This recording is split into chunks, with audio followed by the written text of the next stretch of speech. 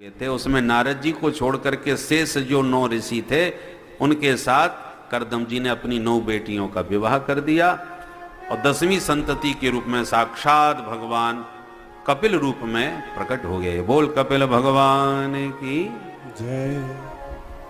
करदम और देवहूति जैसा दिव्य दाम्पत्य जिनका होता है, उनके घर में भगवान की नवदा भक्ति नवपुत्रियों के रूप में घर आंगन में प्रकट हो जाती हैं। और एक भक्ति जीवन में आ जाए तो भगवान भागे चले आते हैं। जब नवदा भक्ति कन्या बन के आ गई तो भगवान को तो फिर आना ही पड़ेगा। इसलिए सिद्धेश्वर भगवान कपिल रूप में प्रकट हुए। करदम जी तो बेटियों का विवाह करा के चले गए, घर में केवल मैया बेटा 2 रह गए। एक दिन एकांत में माता देवहूति ने भगवान कपिल से प्रश्न किया, निर्विन्ना नितराम भूमन असत इंद्रियतर्षणा येन संभाव्यमानेन प्रपन्नांधं तम प्रभो। ये बहुत दिव्य संवाद है कपिल भगवान का देवहूति मां के साथ। 8 अध्यायों में इसका वर्णन है, इसलिए इसको कपिल अष्टाध्यायी कहते हैं।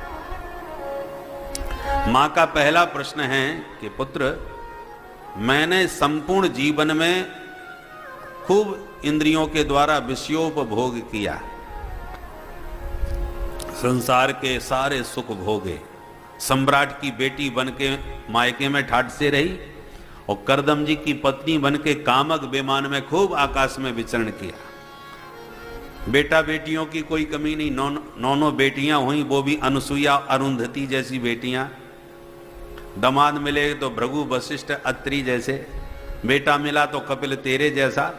सब प्रकार से संसार के सुख और संबंधों से मैं परिपूर्ण हूं, पर फिर भी मेरी आत्मा अतृप्त क्यों है, फिर भी मेरा मन पूरी तरह संतुष्ट क्यों नहीं है।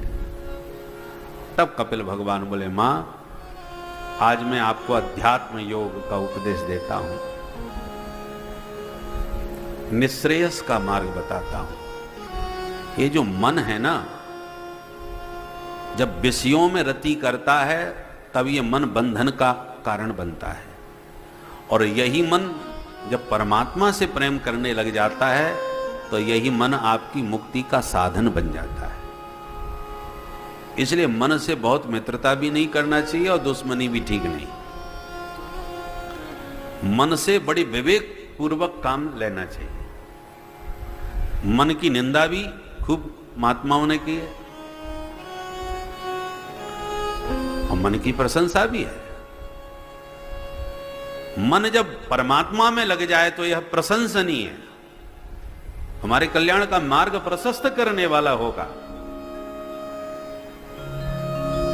वो स्वामी जी मन को ही तो पूरी राम कथा सुनाए। श्री रामचंद्र कृपालु भज मन, मन को ही तो संबोधन कर रहे हैं, अरे मन राम जी का भजन कर। मन तार्किक है, प्रश्न करता है, भजन करने से मुझे क्या फायदा होगा, क्या मिलेगा हमको।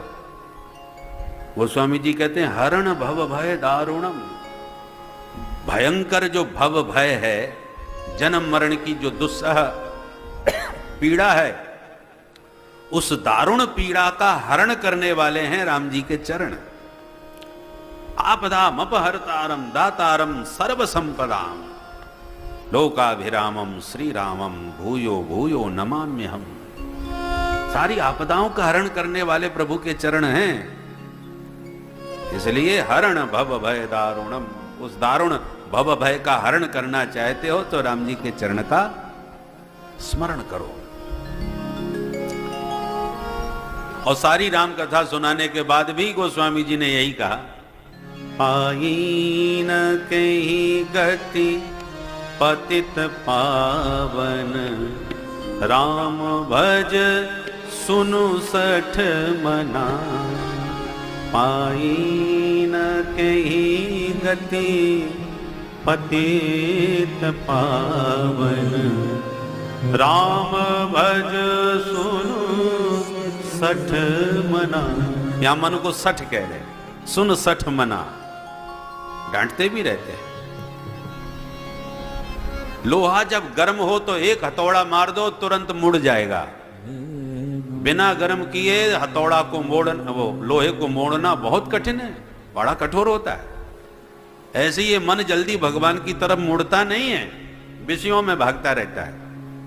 पर जब भगवान के गुण गण श्रवण करते करते मन पुलकित हो जाए, द्रवित हो जाए, पिघल जाए, तभी इस मन पर विवेक का हथौड़ा मारना चाहिए कि अरे पापी दुष्ट मन, जिन प्रभु के गुणों पर इतना रीझ रहा है, उनका भजन करते समय इधर उधर क्यों भागता है। सुन सठ मना। तो ऐसे समय समय पर जब पुलकित मन हो तब उसको समझाना चाहिए, डांटना चाहिए, क्योंकि उस समय वो प्रभावित है तो आपकी सुनेगा, मानेगा और मुड़ भी जाएगा।